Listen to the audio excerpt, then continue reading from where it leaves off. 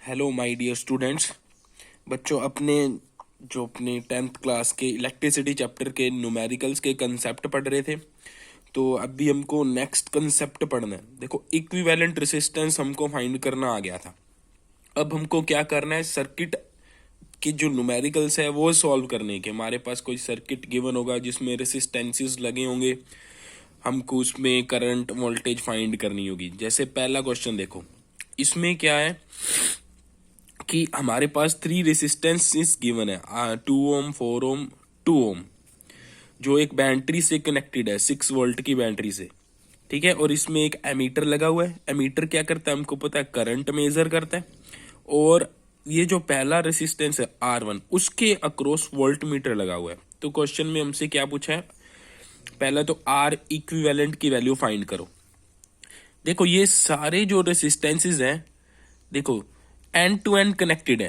मतलब इसका जो सेकंड टर्मिनल है इसके फर्स्ट टर्मिनल से कनेक्टेड है, इसका सेकंड टर्मिनल इसके फर्स्ट से कनेक्टेड है। तो ये एक सीरीज में, एक ही ब्रांच में, देखने से साफ पता भी लग रहा है।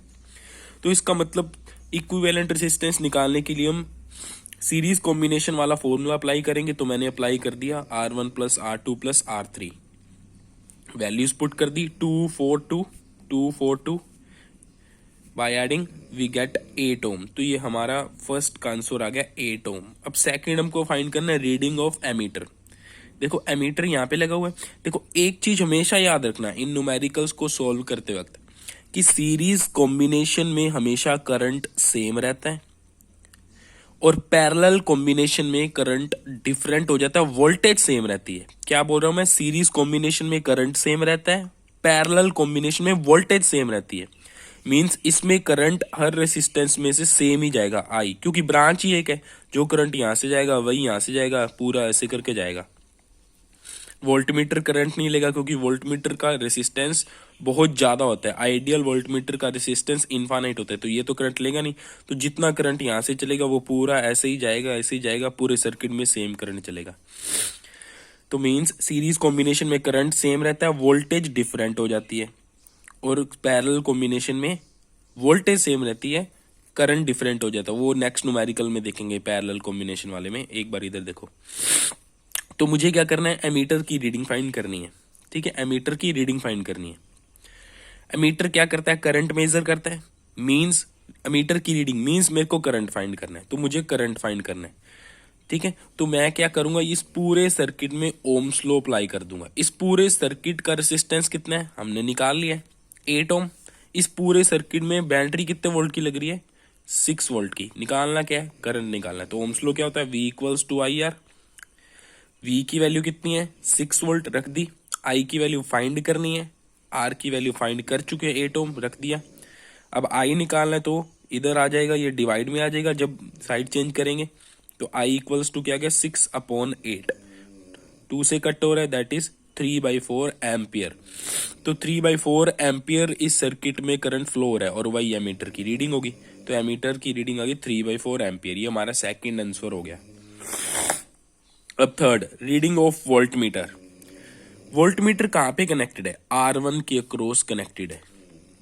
ठीक है, क्योंकि ये R1 के क्रॉस कनेक्टेड है, तो हमको क्या करना पड़ेगा, सिर्फ R1 पर, सिर्फ R1 पर, ये R1 वाली जो ब्रांच है, इतनी सी, बस इतनी सी जगह पे ओम्स लॉ अप्लाई करना पड़ेगा। ये करंट आ रहा है, यही सेम करंट यहां से जा रहा है। तो यहाँ पे करंट की वैल्यू कितनी है, जो यहाँ पे थी एमीटर की रीडिंग वाली, दैट इज 3/4, जो हमने फाइंड कर ली है, 3/4 एम्पियर्स। और यहाँ पे रेसिस्टेंस कितना है, 2 ओम। आपके पास I की वैल्यू है, आपके पास R की वैल्यू है, तो V की वैल्यू निकाल सकते हो। इतनी सी जगह पे ओम्स लॉ लगा दो, लगा दिया। V1 equals to I1 R1। Subscript 1 क्यों लगाई है, क्योंकि हम R1 के क्रॉस ओम्स लॉ लगा रहे हैं अब। ठीक है, I1 की वैल्यू तो I के इक्वल ही है, तो I रख दिया। उसके बाद I की वैल्यू पुट कर दी, R1 की वैल्यू हमको 2 ओम गिवन थी, रख दी। मल्टीप्लाई करोगे तो 3/2 वोल्ट्स। तो इसका मतलब यहाँ पे कितनी वोल्टेज ड्रॉप हो रही है, 3/2 वोल्ट्स। अब नेक्स्ट पूछा हुआ इसने, वोल्टेज अक्रॉस 4 ओम। 4 ओम के अक्रॉस कितनी वोल्टेज है। अब यहाँ पे वोल्टेज निकालनी है ना, तो सिर्फ इतनी सी जगह पे ओम स्लो लगा दो। ठीक है, यहाँ पे करंट कितना फ्लो हो रहा है, वही I करंट, क्योंकि सीरीज में तो करंट सेम रहता है। तो I करंट यहाँ पे फ्लो हो रहा है।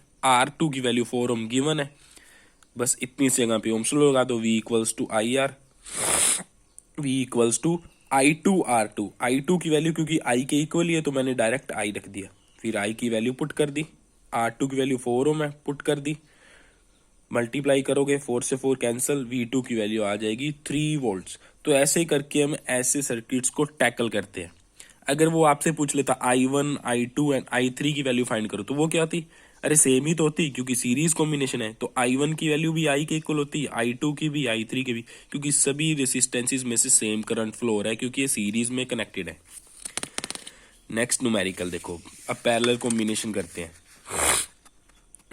ये देखो, अब देखो ये रेसिस्टेंसेस है, पैरेलल कॉम्बिनेशन है, क्योंकि सभी की ब्रांच अलग अलग है, साफ देखने से पता लग रहा है। इसका फर्स्ट एंड, इसका फर्स्ट एंड, इसका फर्स्ट एंड आपस में कनेक्टेड है, इसका सेकंड एंड, इसका सेकंड एंड, इसका सेकंड एंड आपस में कनेक्टेड है। इसका मतलब ये पैरेलल कॉम्बिनेशन में। मैंने आपको क्या बताया था? पैरेलल कॉम्बिनेशन में वोल्टेज सेम होती है, करंट डिफरेंट होता है। इस पे मैंने 8 वोल्ट की बैटरी लगा रखी है। सबसे पहले इक्विवेलेंट रेसिस्टेंस फाइंड कर लेते हैं, क्योंकि रेसिस्टेंसेस पैरेलल कॉम्बिनेशन में है। तो इक्विवेलेंट रेसिस्टेंस के लिए क्या फॉर्मूला लगाना पड़ेगा? पैरेलल कॉम्बिनेशन वाला, that is 1/R equivalent equals to 1/R1 plus 1/R2 plus 1/R3। Values put कर दी R1, R2 एंड R3 की। उसके बाद एलसीएम ले लिया, 2, 4, 8 का एलसीएम 8 ही आएगा। तो एलसीएम को सोल्व करोगे तो 4 + 2 + 1 ऊपर आ गया। ये तो सिंपल मैथमेटिक्स है।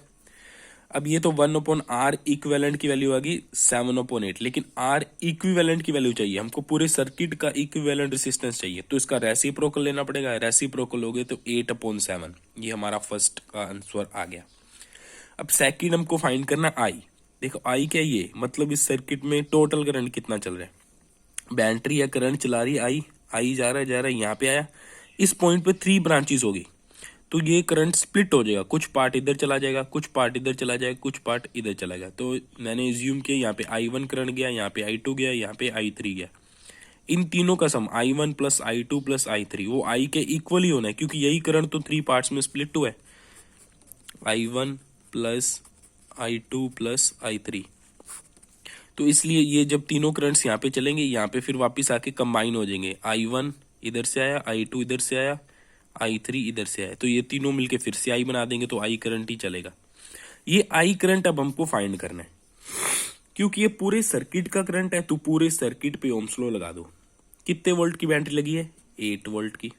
पूरे सर्किट का रेसिस्टेंस कितना है? हमने फाइंड कर लिया 8/7, तो ओम्स लॉ लगा दो बस। V equals to IR, I find करना है, तो R को इधर डिवाइड में ले गया, तो I equals to V/R। V की वैल्यू 8 वोल्ट है, क्योंकि 8 वोल्ट की बैटरी लगी है। R की वैल्यू हमने फाइंड कर ली है, R की वैल्यू हमने फाइंड कर ली है। तो क्या करो, अब ये जो ऊपर जाएगा तो उल्टा हो जाएगा, तो 7 मल्टीप्लाई में चला गया, 8 से 8 कैंसिल हो गया, तो 7 एम्पियर। तो I की वैल्यू क्या आ गई? 7 एम्पियर।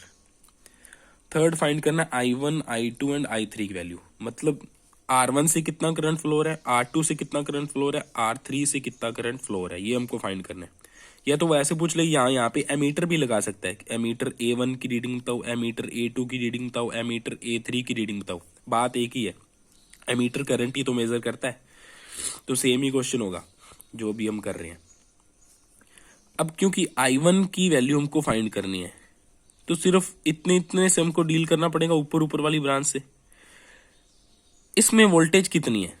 देखो रेसिस्टेंस इसमें 2 है, वोल्टेज कितनी है? मैंने आपको क्या बताया था, पैरेलल कॉम्बिनेशन में वोल्टेज ड्रॉप सेम होता है। 8 वोल्ट की बैटरी है, तीनों पैरेलल में लगे हैं, तो इस रेसिस्टेंस के क्रॉस भी 8 वोल्ट का ड्रॉप आएगा, यहाँ पे भी 8 वोल्ट का ड्रॉप आ रहा होगा, और यहाँ पर भी 8 वोल्ट का ड्रॉप आ रहा होगा। तीनों के तीनों पर 8 वोल्ट का ड्रॉप आ रहा है, क्योंकि तीनों पैरेलल कॉम्बिनेशन में कनेक्टेड है। पैरेलल कॉम्बिनेशन में वोल्टेज ड्रॉप सेम होता है। तो अब आपको पता है यहाँ पे 8 वोल्ट है वोल्टेज, यहाँ पे रेसिस्टेंस है 2 ओम, तो ओम्स लॉ लगा के I1 निकाल सकते हो। तो इतनी सी जगह पे सिर्फ पहली पहली ब्रांच पे ओम्स लॉ लगा दो। लगा दिया, V1 equals to I1 R1। V1 की वैल्यू V के इक्वल ही है, मतलब इसके इक्वल ही है 8 वोल्ट के, तो V रख दिया। I1 की वैल्यू क्या आएगी? V/R1। V की वैल्यू 8 पुट की, R1 की वैल्यू कितनी पुट की? R1 की वैल्यू 2 ओम है, पहले में 2 ओम पुट की, सॉल्व किया, 4 एम्पियर आ गया। ऐसे ही I2 एंड I3 भी फाइंड कर सकते हैं। जब I2 फाइंड करना है तो इस ब्रांच से डील करना पड़ेगा, तो ये ले ली। R की वैल्यू कितनी है इसमें? 4 ओम, वोल्टेज कितनी है, यही बैटरी वाली 8 वोल्ट। आई निकालना है, ओम्स लॉ लगा दो इतनी सी ब्रांच पे, आई आ जाएगा। ऐसे ही इसमें I3 निकाल देंगे। तो मैंने ये यहाँ पे निकाल के दिखा दिया है, इसको देख लेना, बिल्कुल सेम अप्रोच है। ठीक है। अब फोर्थ में क्या निकालना है, voltage across R1, voltage across R2। देखो पैरेलल कॉम्बिनेशन में ये तुमने पहले ही निकाल लिया, R1 के क्रॉस भी 8 वोल्ट, R2 के क्रॉस भी 8 वोल्ट, R3 के क्रॉस भी 8 वोल्ट ही आएगी, क्योंकि बैटरी 8 वोल्ट की है, सभी रेसिस्टेंसेस पैरेलल कॉम्बिनेशन में। देखो ये थे सीरीज कॉम्बिनेशन, पैरेलल कॉम्बिनेशन के न्यूमेरिकल्स। जो हमारी नेक्स्ट वीडियो होगी उसमें मिसलेनियस करेंगे कि एक सर्किट में सीरीज कॉम्बिनेशन भी लगा होगा, उसी सर्किट में पैरेलल कॉम्बिनेशन में भी रेसिस्टेंसेस होंगे, तब करंट वोल्टेज कैसे फाइंड करेंगे। लेकिन वो समझने से पहले आपको इसमें पूरी कमांड होनी चाहिए। तो यहाँ पे मैं 2 न्यूमेरिकल्स दे रहा हूँ, ये 2 न्यूमेरिकल्स आपको प्रैक्टिस करनी है।